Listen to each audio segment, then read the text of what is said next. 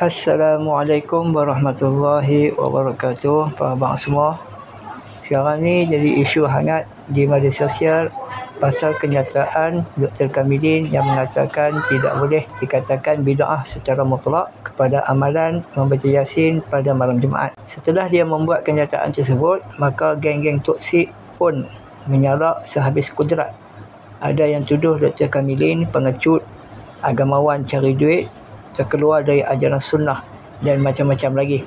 Benda ni tak heranlah, nama pun geng toksik kan. Tak ketinggalan juga pakar rojak budak-budak Wahabi iaitu pilot Hafid Firdaus atau kita panggil dengan Mr. P. Jadi Mr. P ni mengatakan Dr. Kamilin membuka pintu bid'ah. Yang kelakarnya Mr. P nasihatkan doktor jangan berdakwah dalam media sosial. Dalam podcast ke, Mr. P kata jangan. Inilah orang panggil toksik. Ada hati nak larang orang berdakwah. Sepatutnya Mr. P kena cermin muka dia dulu. Mungkin dia rasa kecewa sebab tak ada siapa pun nak panggil dia buat podcast. Podcast Perlis pun tak jemput dia. Apa-apa pun, jom kita tengok Mr. P meroyan. Pilot ni komuniti toksik. Bahkan Ustaz sendiri yang telah buka pintu kepada pelbagai bid'ah dengan hujah Ustaz cuba membela Khamis malam Jumaat baca Yasin. Ustaz telah membuka pelbagai pintu bid'ah yang lain. Sebagai saya bagi contoh tadi tu. So, Ustaz nak kata hati-hati. Hati-hati apa? Ustaz sendiri yang membuka pintu. Ustaz nak membela amalan baca Yasin atas dasar wasilah, atas dasar masalah-musalah, atas alasan tu, asal alasan ni. Tapi Ustaz tak dapat lari daripada pengkhususan surah Yasin. Dan atas dasar wasilah, atas dasar masalah-musalah inilah, para pencinta bid'ah yang lain dari kalangan ahlu bid'ah wal jamaah akan ada idea baru. Wow, we got a new argument now. Kita ada hujah baru sekarang ni untuk membela bid'ah kita. Ia adalah wasilah. Kan? You are the one that is opening the doors. Kamu nak suruh hati-hati pun benda. Kalau tak berani, tak nak cakap, tak apa. Duduk diam kat rumah. Yang sibuk nak podcast sana, podcast ini buat apa? Bila podcast, kamu pusing-pusing-pusing yang akhirnya membuka pintu kepada pelbagai bid'ah yang lain. So, saya nak kata di sini, kalau tak ada ilmu bagus. Tapi tak ada keberanian tak bagus. Ada ilmu bagus, okay, kamu duduk diam kat rumah. Ataupun kalau ada sekolah ke institusi, ajar situ dah. Tak payah nak podcast sana sini. Sebelum ni pun mudarat yang sangat besar apabila dituduh punya banyak orang-orang sunnah, ustaz-ustaz sunnah sebagai toksik. Kan sekarang ni kamu buat mudarat yang lain pula, membuka pelbagai pintu bid'ah yang lain. So kalau kamu tak berani nak kata benda tu bid'ah ke apa ke, tak payah nak podcast sana sini. Duduk diam-diam saja. Baik, dalam video tadi Mr. P mengatakan baca Yasin malam Jumaat bid'ah sebab mengkhususkan amalan baca Yasin pada malam Jumaat. Persoalannya, siapa yang mengkhususkan baca Yasin pada malam Jumaat? Cuba bagi bukti siapa yang kata kalau nak baca Yasin mesti malam Jumaat. Malam lain tak boleh. Tak ada siapa yang kata lagu tu. Yang kata macam tu ialah sangkaan buruk daripada makhluk-makhluk toksik. Contohnya orang pergi ziarah kubur, mereka kata pergi sembah kubur. Macam itulah pemikiran orang-orang toksik ni. Masyarakat kita baca Yasin malam Jumaat ni hanya sebagai satu jadual mingguan saja. Rata-rata orang dulu Jumaat mereka cuti. Jadi malam Jumaat taklah kalut nak balik awal. Mungkin sebab itulah mereka jadualkan baca Yasin pada malam Jumaat. Lepas tu jadilah tradisi orang kita baca Yasin malam Jumaat. Sadarkah? Macam jadual pengajian juga. Mengajar agama wajib termasuk dalam urusan agama. Adakah jadi bid'ah kalau seseorang pengajar tu jadual dia pada malam tertentu?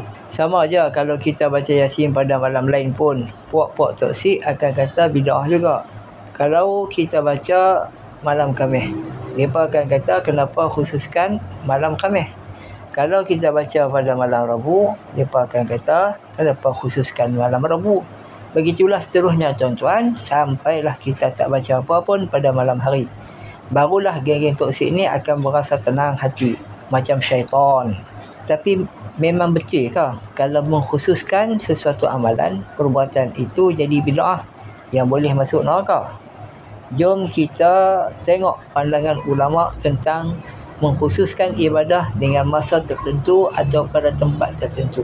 Kalau pandangan Mr. P memang tak bolehlah. Dia akan bawa dalil Quran dan hadis, tapi malangnya dia buat tafsiran sendiri, bukan tafsiran daripada ulama muktabar. Puak-puak Syiah pun bawa dalil Quran dan hadis, tapi tafsiran mereka tak boleh pakai. Jangan asal orang tu sebut ayat Quran dan teks hadis je, terus kita kata dia ada dalil dan tak boleh disangkal.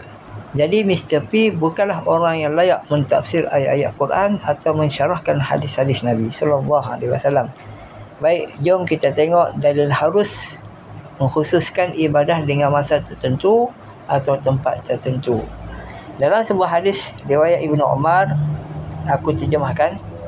Ibnu Umar radhiyallahu anhu berkata, Nabi sallallahu alaihi wasallam selalu mendatangi Masjid Quba setiap hari Sabtu dengan berjalan kaki dan berkenderaan. Abdullah bin Umar radhiyallahu anhu juga selalu melakukannya. Hadis riwayat Al-Bukhari, hadis nombor 1193. Hadis tadi menceritakan Nabi datang ke Masjid Quba pada setiap hari Sabtu dan Nabi tak menetapkan kepada kita kalau nak pergi Masjid Quba kena pergi pada hari Sabtu, dan Nabi tidak menjelaskan apa-apa fadilat tertentu.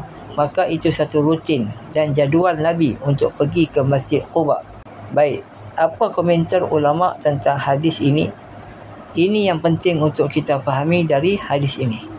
Al-Hafiz Ibnu Hajar rahmatullah alaih, iaitu pensyarah hadis Bukhari yang terkenal, mengatakan hadis ini dengan jalan-jalannya yang berbeza dijadikan dalil bolehnya menentukan sebahagian hari dengan sebahagian amal soleh dan melakukannya secara rutin. Hadis ini juga dijadikan dalil bahawa larangan berziarah ke selain masjid yang 3 bukan larangan yang diharamkan. Lihat dalam Fathul Bari juzuk 3 halaman 69. Siapa yang kata boleh, tuan-tuan? Imam Ibnu Hajar Al-Asqalani yang mengatakan boleh. Masih percaya dengan Mr. P? Terserah. Kedua, dalil Sayyidina Bilal radhiyallahu anhu yang solat sunat setelah berwuduk. Hadisnya panjang, hampa cari sendirilah dalam kitab hadis Bukhari, dalam Muslim, An-Nasa'i, Al-Baghawi, Ibn Hibban, Abu Ya'la, Ibn Khuzaimah, Ahmad dan Al-Hakim. Hampa cari sendirilah. Al-Hafiz Ibn Hajar berkata, dari hadis tersebut, yakni hadis Bilal tadi, dapat diambil faedah bolehnya berijtihad dalam menetapkan waktu ibadah kerana sahabat Bilal mencapai darajat yang telah disebutkan berdasarkan istinbat. Lalu Nabi SAW membenarkannya. Lihat dalam Fathul Bari juzuk 3 halaman 34. Siapa yang kata, tuan-tuan? Al-Hafiz Ibnu Hajar Al-Asqalani yang kata, tuan-tuan. Nak percaya Mr. P? Terserah. Ketiga, asar Ibn Abbas radhiyallahu anhu. Ibn Abbas radhiyallahu anhuma berkata, sampaikanlah hadis kepada manusia setiap hari Jumaat.